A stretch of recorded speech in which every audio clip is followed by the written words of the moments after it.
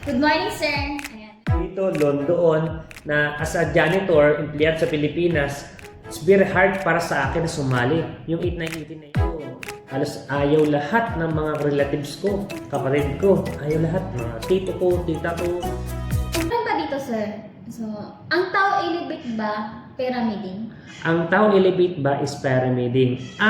Pyramiding is a part of the structural.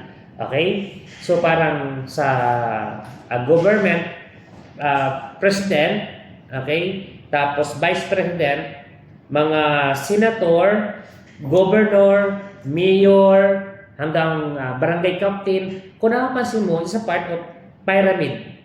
Okay? Sa food pyramid, di ba? Pansin mo, food pyramid. Ang pyramiding, structural lang siya. Okay? Hindi siya masama. Ginagamit siya para mas maunawaan at mas madali maintindihan ng tao in terms of the position. Okay? So, na mindset lang tayo na ang pyramid is masama. Pero ginagamit yan ng mga government, okay?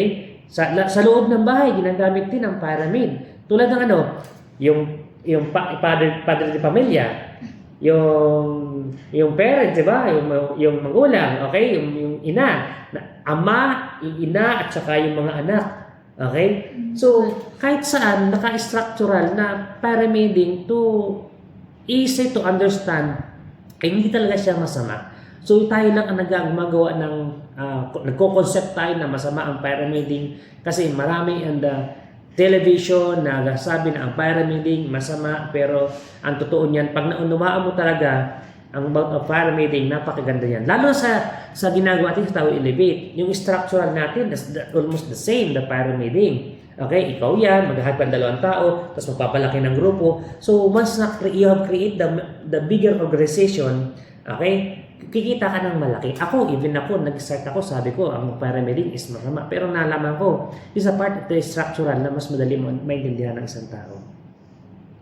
So, ayun, ganun pala yung pyramid. Yes, so, ganun yun. Lahat pala, kahit sa school, pyramid. Kahit sa school teacher, estudyante, principal, teacher, tapos mga estudyante. Yes. So, structural lang siya. Ayan, meron pa sa itanong dito. Sir, di maubos-ubos yung mga tanong, mga leaders natin.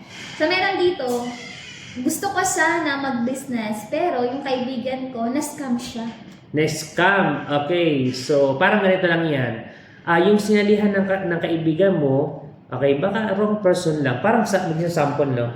Yung Jollibee sa Manila, okay, kung panis yung Jollibee sa Manila, example lang at tapos ang punta mo ng Davao, ang Jollibee ba, the same pa rin? Di ba hindi na? Okay? So, the same yun. Yung bang sinalihan ba ng kasama mo, the same ba ang salihan? Same pa rin ba na may scam? Okay? So, magkakaibang tao. Baka wrong person lang yung sinalihan mo nung kaibigan mo, okay? At yun sa sasalihan mo ngayon ay ibang person na o ibang company. Baka yung sinalihan ng kaibigan mo hindi naka-register. Kaya nung time will come na ginagawa ng kaibigan mo, na-realize parang na-scam siya kasi bakit ultimo yung company hindi naka-register. So ngayon, bago ka sumali sa isang industry, alamin mo yung company. Number one, para malaman mo yung company, para hindi ka may scam. Number one, dapat may opisina. Visible. Tapos, lahat ng mga document ay naka-register. Pangalawa is, mismo yung kausap mo, dapat nagpapakita. Tingnan mo yung timeline niya, kung real, okay, time to time, transparent, siya mismo yung mukha niya, hindi yung puro share lang. Tingnan mo buti para maiwasan ma-scam. Kasi yung taong gumagawa ng tama, yung Facebook timeline niya, naka-transparent. Ibig sabihin, siya mismo bumibili ng package, siya mismo nagsasalita, siya mismo yung picture niya na andoon, then may post about the business. So, kung ano yung company, pangalan ng company niya, okay, kung Tao Elevate, ibig sabihin na pupunta, bumibili ng office, andyan yung logo, company, opisina, may training. So, sabihin, real yung tao na yon at possible hindi ka ma-scam. Kasi maraming tao na nai-scam lang naman because of hindi na sila nagba-background check. So, napakaganda yung tinatawag na background check dun sa taong nag-i-introduce ng opportunity sa'yo. Ayun. So, meron pa dito, sir. Baka daw masayang yung pera niya kapag siya mag-join.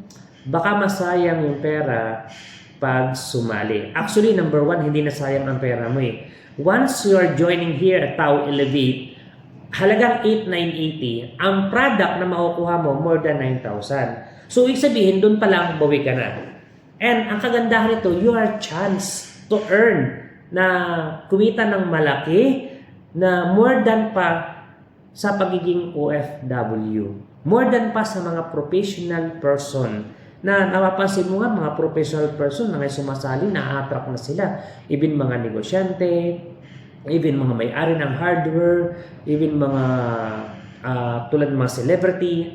Bakit? Kasi nakita nila na, imagine mo, people, they join this industry na malaki rin makikita nila, pero mas malaki ang nakikita nila sa gantong industry.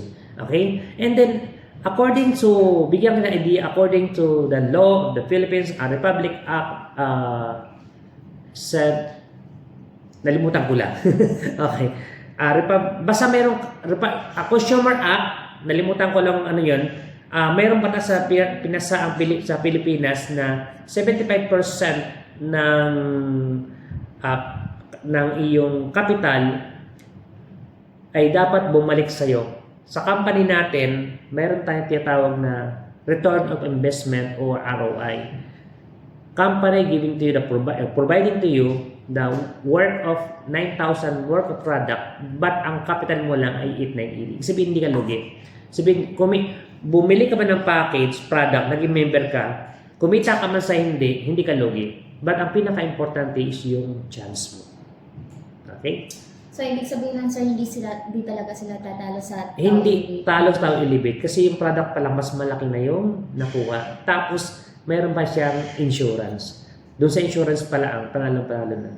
So, ayun, sir, nasagot na yung mga katanungan. So, ano yung masasabi mo, sir, sa mga nagtatanong tungkol sa Tao Elevate? Sa mga nagtatanong about the Tao Elevate, that's a good news yan for you kasi ikaw mismo, naramdaman namin na deserving ka na gawin yung negosyo at magkaroon ng mas maraming kaalaman sa gantong industry. You're the right na ginagawa mo para mas lalong lumawak ang kaalaman. Okay? So, sa mga nag-i-start, tama yun.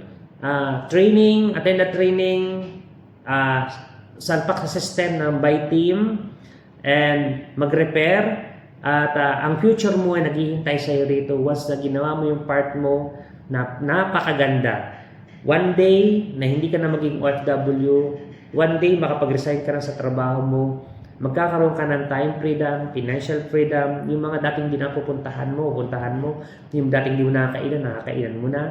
Okay? Yung mga moment na dapat ay may time ka sa sarili mo pero hindi mo nagawa, but one day magkakaroon ka na ng time sa sarili mo. So, yun lang, seryosohin mo lang.